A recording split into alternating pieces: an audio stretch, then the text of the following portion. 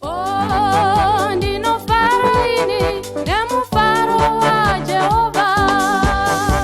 Oh, ndinotamba. Right, mastreets esocial media mandinoswera ndichiona kuti nyaya dziri kufamba sei. Pane chimwe wazukuru chiri kupisa kutaura kunoko handiti pane chimwe chiri kunetsa chashungurudza vanhu especially vechitendero chechikirisitu handiti chandandiuyewo nacho panapa chandoda kuti munge muri muno zvinzwirawo nekuzotaurawo kuti munofungei nenyaya iri panapa handiti so chitera kana unga usati wasubscribe pathis channel, I kindly ask you to subscribe, turn on your notification bell so that whenever we upload a video you will be notified. Handiti chitoti maswera sei kwese kwamuri vazukuru vasekuru seinti handiti so vazukuru pane nyaya ndauya nayo andasangana nayo iri kunetsa nyaya yeku Apostolic Faith Mission in Zimbabwe handiti yeku AFM. So sekuziva kwenyu kuti AFM already yakadi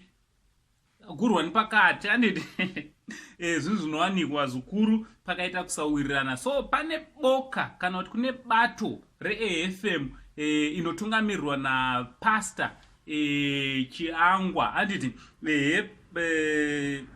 boka iri rinotungamirirwa napastor Chiangwa.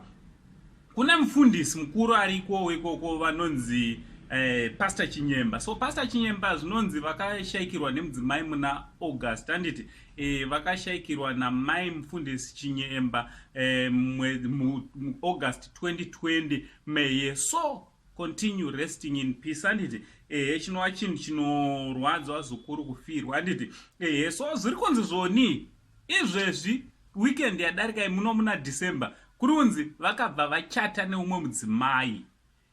So 4 months vanotaura vari kutaura vachiti 4 months chete kubva pavakaviga mudzimai wavo nepavazorora vamwe zviri kukonzeresa commotion, zviri kukonzeresa nyonga chaos mumastreets esocial media. Vazukuru especially kumagrupu avo kuFM kwavo ikoko handiti because mudzimai wavo akaroora anonzi iye Nyaradzo Chibhememe. Nyaradzo Chibhememe anonzi she was a widow hake for 20 years but she was also ndiyewo wanga ari futi secretary kuchurch kwavo. So vanhu vari kuti zvonesa ka vanhu vanga vagara vachidanana because 4 months chete sei vazoroorana only 4 months. Also mufundisi vanga vatopedza here kuchema mudzimai wavo. Chinova chinhu chiri kushungurudza vamwe vanhu kuti saka zvinoreva kuti mufundisi wanga vasina rudo nemudzimai wavo all these years avararama naye upenyu hwese vongo havana kutomuchema kwe4 months because zvinonzi izvo vane vakadedated for 1 month handiti satongoti bva muna November ndopa vakati so vakachema mudzimai wavo only for 3 months. So vamwe vari kutaiwa mufundisi vari kuitira nyaya yezvigaro next hanzi kune maelections kuFM ekunge vari vanosarudza mutungamiriri wechechi yavo ikoko handiti. So kuri kunzi zvoni mufundisi vakatageta chigaro pachigaro apo. So pachigaro pane pasingapindwe nemunhu anenge asina mudzimai. So vari kuda kuti vakatora mudzimai then wobva wakwana pazvigaro ipapa meno zvinofamba sei handiti so vamwewo vari kutonzi